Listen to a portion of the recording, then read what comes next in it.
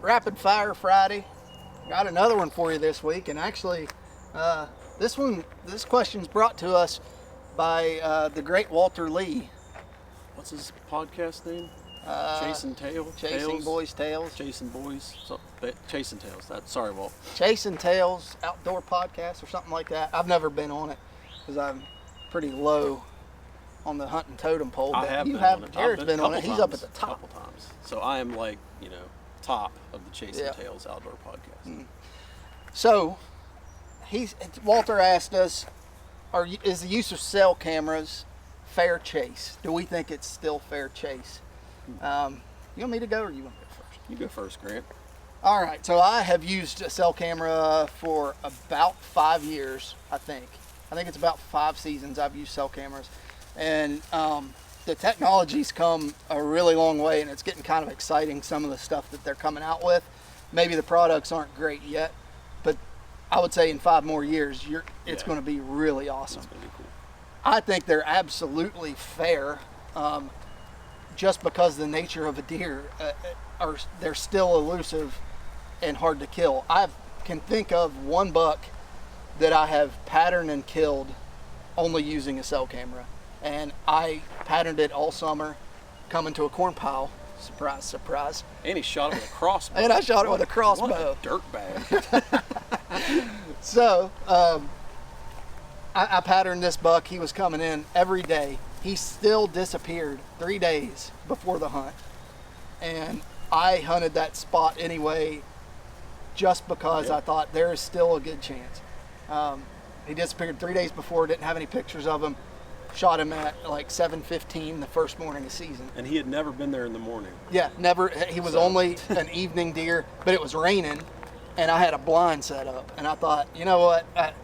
Who knows where this deer went? I thought he'd switched and went to a different area.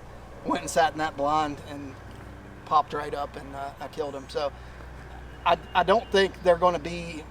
I don't think it really helps you that much in real time, as far as like, are you gonna, if you have a buck go past your stand at noon, are you gonna be able to get there and go kill that deer? Likely not, other than maybe in the rut when they're chasing a hot doe. So I agree. So, me and Grant kind of started the cell camera thing right about the same time. We bought cameras at the same time. I've run cell cameras all over the place, West Virginia, Ohio, used them in a lot of different ways. And I've never felt like it gave me enough real-time information to completely change my plans and set up based on the trail or the cell camera info and then kill a deer. Is it helpful? Absolutely.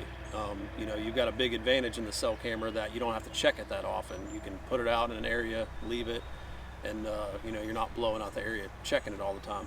But it's also highly frustrating when you have a cell camera, because you'll set it up, hunt a different spot, and then you get pictures of the buck you're after in that spot, and you're obviously sitting somewhere else. We ran into this in Ohio where we set up a cell camera.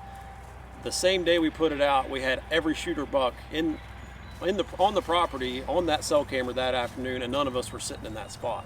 So it's frustrating whenever you're at work doing whatever, you're not in the woods, and you're getting pictures of deer. So it can be a frustrating venture, but I think that they're really helpful. I don't think that it gives you a huge enough advantage to say that it's unfair, unless you have like 30 of them that covers every square inch of the woods. Still, even if you had that Yeah. many on a small parcel, let's use our Ohio lease for example. It's 63 acres. Yeah. 63 acres.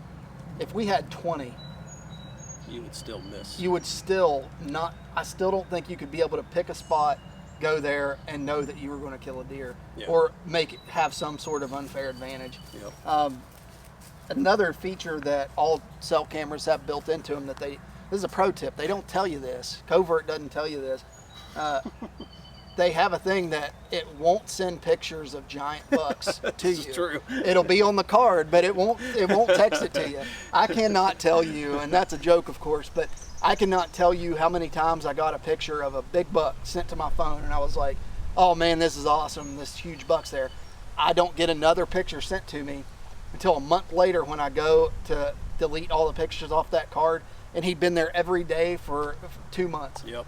And it just didn't send me. It sent me pictures of the does and the spikes and the yearlings, but I never got another picture of the big buck. And I swear it's something that they build into it at the factory. It's a conspiracy for sure, is. because it happens to me all the time with big bucks and turkeys. Like, it'll show me all the hen turkeys in the woods, but it somehow deletes all the tom pictures. I don't know how that works. But I had a time where I had a cell camera set up early season, and I had a really good buck coming in, and you know, I was gonna kind of make the call on whether to hunt that spot or not on what the cell camera was showing me. So nothing showed up first couple days of season. I was like, well, I'm gonna go hunt somewhere else because they're obviously not there.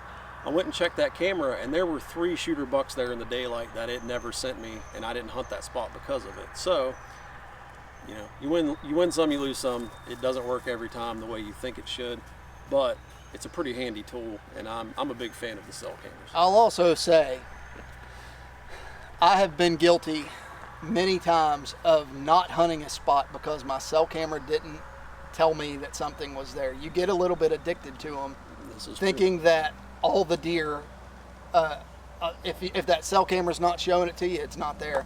And I tell you what, I have been screwed by that so many times when I go back in there to check the cell camera and I hadn't been getting pictures, and there's 50 yards away from the cell camera where it's not picking up, there's a big scrape or a bunch of big rubs and stuff, and there's been a buck bedding close by.